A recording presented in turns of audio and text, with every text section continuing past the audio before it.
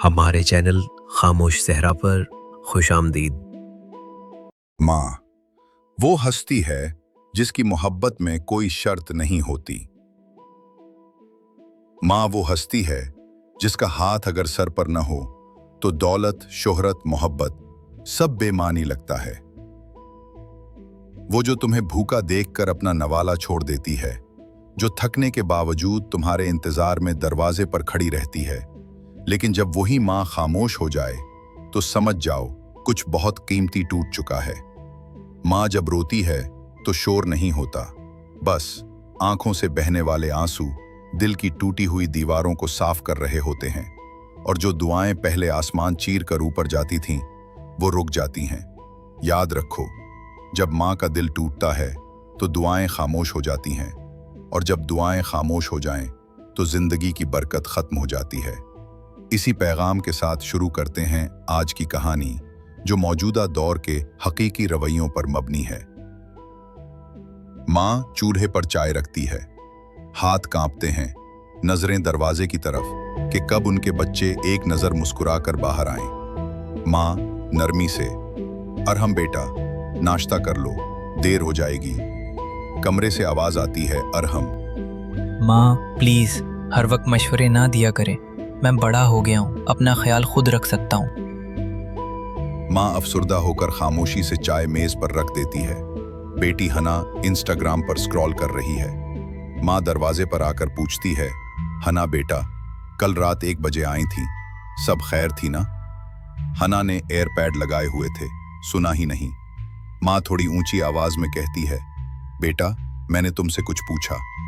हना झुंझलाकर एयरपैड निकालती है।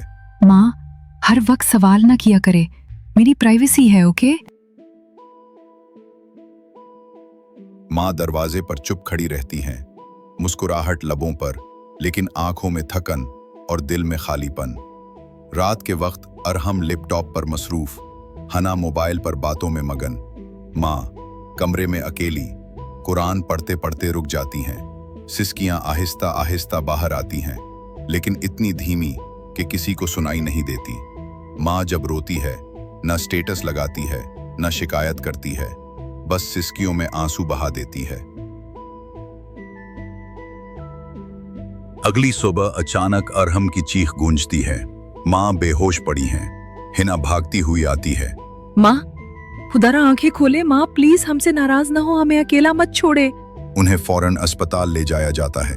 कुछ देर बाद डॉक्टर बाहर आते हैं, चेहरे पर खामोश अफसोस और अल्फाज जो अंदर तक हिला देते हैं, हम आपकी माँ को नहीं बचा सके।